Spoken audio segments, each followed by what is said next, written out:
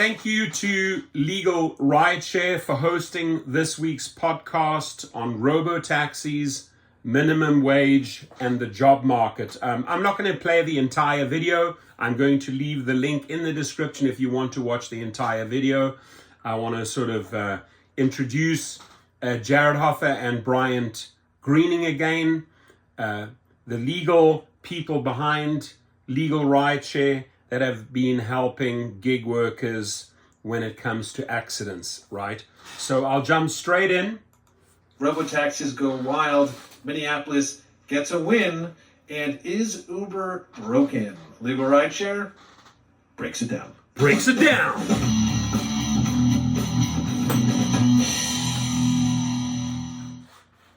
And today I'm joined by Torsten, the rideshare professor, and of course, Legal Rideshare's co-founder and lead attorney, Bryant Greening. Gentlemen, happy Friday. Thanks for being on the show. Happy Friday. Thank you for having us. What a wonderful opportunity. Thank you. Yeah, go ahead, Bryant. Yeah, I just wanted to say happy Friday myself. I want to thank Torsten for coming on. Yeah, we have worked together for quite a while now, and I thought it'd be great to bring us all on to discuss, just some of the really recent and important topics for drivers and gig workers. And honestly, Torsten, I think you do something really unique in the gig space, rideshare space with your channel. You do a lot of education, but you also do a lot of encouragement, a lot of giving drivers and workers what they need to succeed, and then saying, hey, we can do this, you can do this. I think that's really important, and I think it fits really well with what we're trying to do now. So before we jump into the topics, I just want to give you just a minute to explain, what Rideshare Professor is, why you started it, and how people can learn more about it.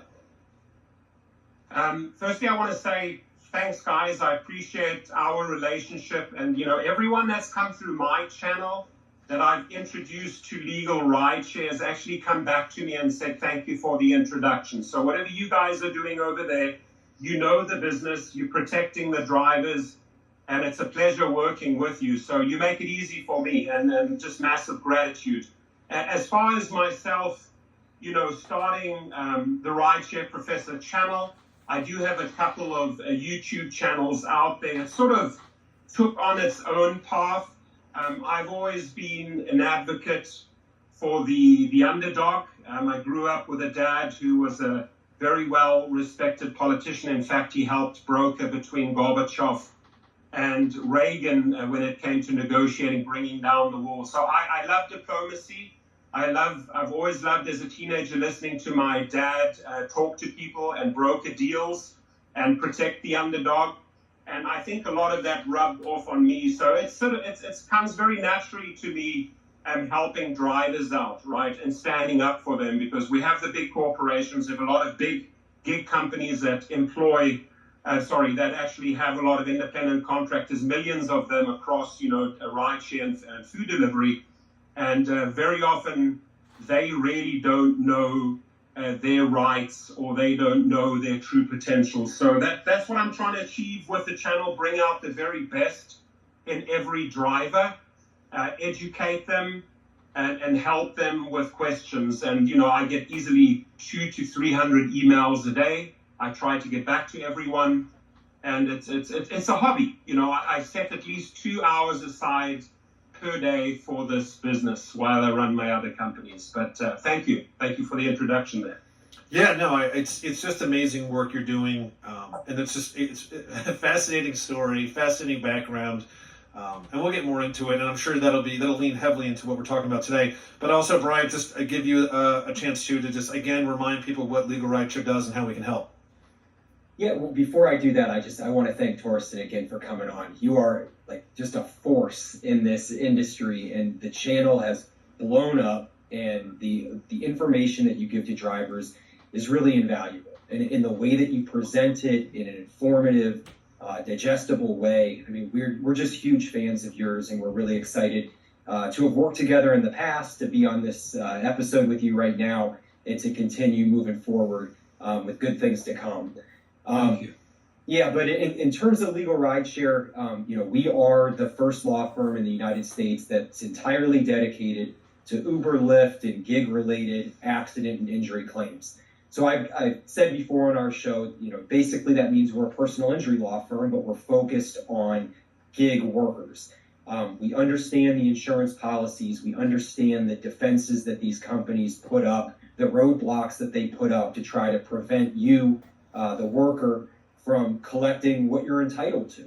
A lot of times these companies, their business models are based on screwing you. I mean, for lack of a better word. And then when you're injured, when you're at your lowest point, they try to put up even more roadblocks. So we step in and we fight for you. We advocate for you. We ensure that you get your medical bills paid for, your wage loss recovered, pain and suffering, any other damage that you sustain. We're there to put that money in your pocket where it belongs, rather than with the gig companies and their insurance companies, when you really deserve it. So that's Legal Rideshare. That's why we're here. That's why we're fighting. And we really pride ourselves on being a member of this community. No, we certainly do. That's why we do segments like this. So let's dive right into it. We're going to start with the first topic, and it's an interesting one this week. So this is from Gizmodo, and this is San Francisco begs California to pause Waymo and Cruise Robotaxi, and they're saying infestation. And again, this is from Gizmodo. Now they said, quote, reports that San Francisco City Attorney David Chu filed a motion with the California Public Utilities Commission asking the agency to halt the recent expansion of Waymo and Cruise services. So basically they're citing that the technology is not ready. They've even gone so far as to say, quote, we have seen that this is not ready and poor performance has interfered with the life-saving operations of first responders. San Francisco will suffer serious harms from this unfettered expansion, which outweighs whatever impacts AV companies may experience. So it's not a great time for AV. I'm going to toss this over to you first, Torsten, and just kind of get your opinion on what you think, what's going on out there and what's the solution? Well, I'm very vocal. I'm not shy to tell the truth here, and they're just not ready for this technology yet. What should happen here is they should take this off the grid, create a little city, in a desert area, invest the money. Google, Cruise, they have the money to set that up, and they really need to go and test it off the grid.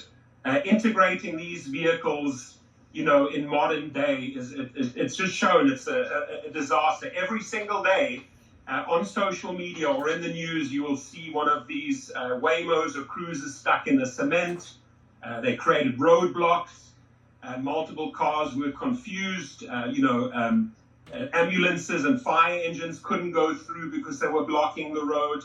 I mean, San Francisco, right next to Palo Alto, tech capital of the world. Obviously, Uber and Lyft are pushing big time to get this technology off the ground rather sooner than later. The end goal is to replace the drivers with AVs, but it's sort of become like a comedy show, right? I mean, even yesterday there was an article, they were interviewing people, the Waymo and Cruise are now the latest little gadgets to have sex in. So, I mean, you guys cover the stories, I cover the stories, that's reality, they're not ready yet. Yeah. Travis, way back, already said, that's what we're gearing up to, they're focusing on AVs. Drivers are upset, obviously, they can see that these vehicles are there to replace them. And I think our job as YouTubers, or you guys with your channels, is to really just, educate the public what's going on, educate the drivers, and then also maybe put a little bit of pressure on the legislators. You guys are not ready for this yet, right? And they're trying to force this through, trying to roll it out in more cities, but, I think it's still years and years away, but that's just my personal opinion here. Yeah, Brian, we had discussed this before, and I'm going to tap you for this, but we've discussed there's just a lot of gray areas, or maybe just really no solutions yet to when something happens that's not kind of funny, when it's not okay, when they're just stuck in cement or whatever. There's some serious legal repercussions if these things start doing damage. That's exactly right. The technology is not there yet, but neither is the policy. So a lot of times these cities don't have any idea how they're going to legislate The insurance policies are not up to snuff right now. We don't know who's going to pay when something does go wrong. Say an AV crashes, everybody's going to get sued, with the company that put it out there, the person that was operating it. Right. We've seen in the past the Uber AV vehicle with the human inside got in the crash and killed a woman. We don't know how people are going to be made whole when incidents do happen. We understand that the technology isn't there to ensure that they are safe and that they aren't going to create hazards on the roadway. So there's just so many unanswered questions that I'm with Torsten. Like, we've got to figure this out. These companies have been trying to put these vehicles on the road really since they started. Uber has always said that the goal was AV.